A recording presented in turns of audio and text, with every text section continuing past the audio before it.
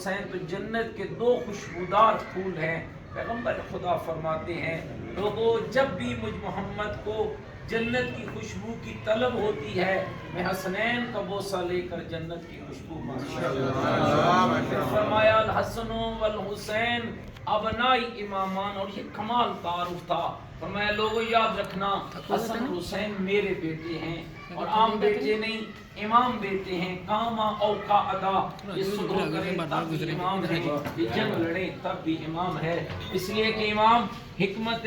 اور مشیت الہی کا تابع ہوتا ہے، امام لوگوں اور دنیا کا تابع نہیں ہوتا۔ سامعین، اس وقت بھی دنیا کے اندر ایسے متعصبین موجود ہیں جن کو یہ بات ہضم نہیں ہوتی کہ یہ کیوں کہا جاتا ہے کہ حسنین محمد کے بیٹے ہیں۔ ایک کتاب ہے جس کا نام ہے مظہر کبریاء، اس کے اندر خود امیر المومنین کے فضائل جب پیغمبر خدا پڑھتے تھے، اور آپ اندازہ کیجئے کہ جب علی کے فضائل خود مصطفیٰ پڑھ رہا ہوگا وہ کیا ماحول ہوگا اور کیا لطف ہوگا۔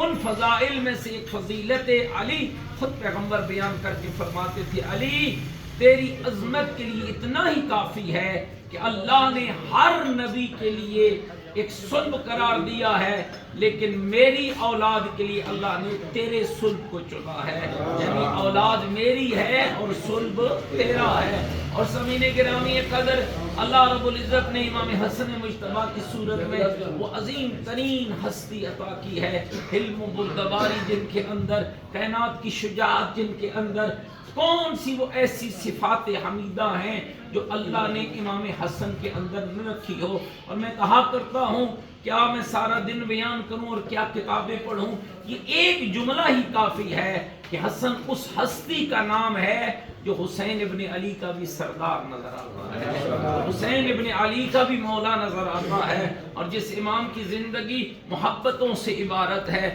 رسول اللہ کی زندگی کے دو پہلو تھے، ایک جنگ تھا، ایک صلح تھا۔ جنگ حسین ابن علی کے حصے میں آئی، صلح حسن ابن علی کے حصے میں آئی، اور یہ بات قابل توجہ ہے اگر امام حسن کی جگہ امام حسین ہوتے اور امام حسین کی جگہ امام حسن ہوتے نتیجہ یہی ہوتا، اس لیے کہ امام ذاتی طبیعت کا تابع نہیں ہوتا، مشیت الہی کا تابع ہوتا ہے، رب کی مشیت کا تابع ہوتا ہے۔ اور کیا ذات ہے اس امام حسن عسکری کی، یہ جو میں سمجھتا ہوں کہ آج دسترخوان سجا ہے، یہ بھی حقیقت میں اس مولا کی روش، اس مولا کی سنت کو پورا کیا جا رہا ہے۔ اور میں اکثر کہا کرتا ہوں مومنین، جب بھی آپ کسی کی دعوت کیجئے نا تو اس انداز میں کیجئے کہ میں معصوم کے نام پہ یہ دعوت دے رہا ہوں۔ اس کے دو فائدے ہوں گے، آپ کے عزیز و اقربا بھی آپ سے راضی ہو جائیں گے، اور آپ کے کھاتے میں ثواب بھی جمع ہو جائے گا۔ ایک مہمان کا ثواب ہوگا، دوسرا محب علی کو دعوت کھلانے کا ثواب ہوگا،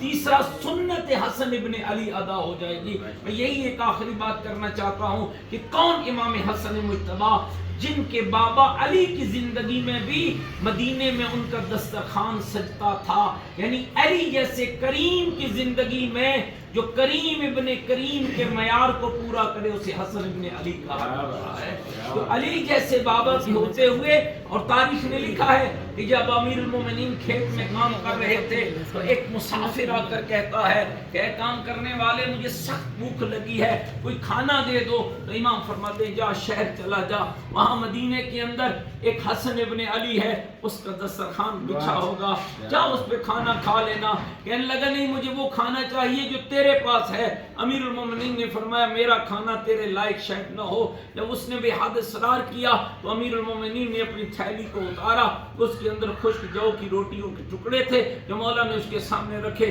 توڑتا رہا لیکن نہ ٹوٹے۔ فرمایا میں نہ کہتا تھا یہ کھانا تیرے لیے نہیں ہے، اس لیے نہج البلاغہ میں بھی مولا علی نے فرمایا میرے شیعوں میری اتباع ضرور کرنا، لیکن ہر کام جو علی کرتا تھا وہ تمہارے بس کے اندر نہیں ہے۔ کچھ کام ایسے تھے جو علی کو ہی سجتے تھے، جو علی کے لیے ہی زیبا تھے۔ کہتے ہیں امیر المومنین کے بتائے ہوئے پتے پر وہ شخص مدینے میں جب پہنچتا ہے، امام حسن عسکری اور امام حسن مجتبی وہ ربا مسکین یتما کو کھانا کھلا رہے ہیں، کہتے ہیں وہ بھی بیٹھ جاتا ہے، اور انداز کیا ہے، کھانا کھا بھی رہا ہے ساتھ ساتھ بچا بھی رہا ہے۔ امام حسن مجتبی کی نظر پڑی تو فرمایا عبد خدا جی بھر کے کھا لے، اگر گھر آل و عیال کے لیے لے جانا ہے تو اس کے لیے بھی کوئی کمی نہیں ہے۔ کہنے لگا نہیں اہل و عیال کے لیے نہیں لے جانا، اس شخص کے لیے لے کر جانا چاہتا ہوں جس نے مجھے آپ کے دسترخوان کا پتہ بتایا ہے۔ امام مسکرا کر فرماتے ہیں بتاؤ کس نے پتہ بتایا اور کیسے بتایا؟ جب اس شخص نے پورا واقعہ بیان فرمایا تو مسکرا کر میرے مولا مجتبیٰ نے فرمایا عبد خدا وہ کوئی اور نہیں، وہ میرا ہی بابا علی ابن ابی طالب ہے۔ اللہم صلی علی محمد مسلمین کرامی قدر، یہ اللہ کی عطا ہے کہ اللہ نے ہمیں ان آئمہ کا شیعہ بنایا ہے، ان کا پیروکار بنایا ہے۔ راستے میں چل رہے ہیں، چند فقراء کو دیکھا زمین پہ ٹکڑے بچھا کے کھا رہے ہیں، امام کو دعوت دی۔ کیا منصب ہے اور کیا عزت ہے! امام گھوڑے سے نیچے اتر آتے ہیں، ان کے ساتھ بیٹھتے ہیں، شفقت کرتے ہیں، محبت کرتے ہیں، فرماتے ہیں ہاں میں تمہارے اس کھانے میں ضرور شریک ہوتا لیکن نہیں ہو سکتا، میری مجبوری یہ ہے کہ تم صدقہ کھا رہے ہو، ان الصدقۃ علینا حرام، لیکن ہم آل محمد وہ ہیں جن کا صدقہ حرام ہے۔ امام علیہ السلام نے فرمایا ہاں اس کا حل یہ ہے کہ کل تم میرے گھر آ جانا، میں اپنے گھر کے دسترخوان پر تمہارے ساتھ مل کر کھانا کھاؤں گا۔ زمین گرامی قدر اللہ کا شکر ادا کرتا ہوں کہ جس پروردگار عالم نے ہمیں ایسی عظیم ہستیوں کا شیعہ بنایا، ایسی ہستیوں کا پیروکار بنایا اور ایسی ہستیوں کی سیرت پہ چلنے کی توفیق عطا فرمائے گا،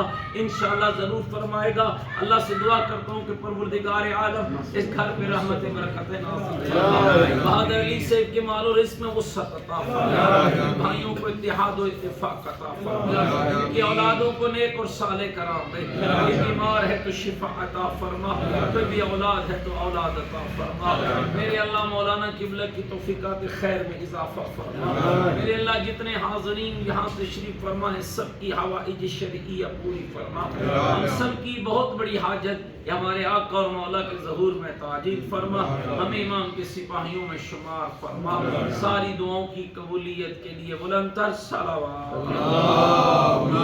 صلی علی